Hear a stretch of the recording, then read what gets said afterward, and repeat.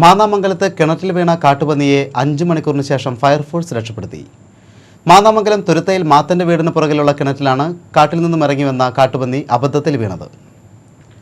കിണറ്റിൽ ശബ്ദം കേട്ട് വീട്ടുകാർ ഇറങ്ങി വന്ന് നോക്കിയപ്പോഴാണ് കാട്ടുപന്നി കിണറ്റിൽ വീണ് കിടക്കുന്നത് കണ്ടത്.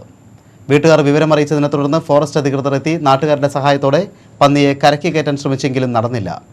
തുടർന്ന് ഫയർഫോഴ്സ് എത്തി 2 മണിക്കൂറിന് ശേഷം കയർ കൊണ്ട് കുടുക്കി പന്നിയെ കിണറ്റിൽ നിന്ന് വലിച്ചു കയറ്റി രക്ഷപ്പെടുത്തുകയായിരുന്നു. ഫയർമാൻ ജയരാജനാണ് കിണറ്റിലിറങ്ങി പന്നിയെ കയറിൽ കുടുക്കിയത്. പുറത്തെടുത്ത പന്നിയെ കൈയും കാലും ബന്ധിച്ച ശേഷം വാഹനത്തിൽ കയറ്റി ഫോറസ്റ്റ് അധികൃതർ ഓലക്കായം വനത്തിൽ കൊണ്ടുവിട്ടു.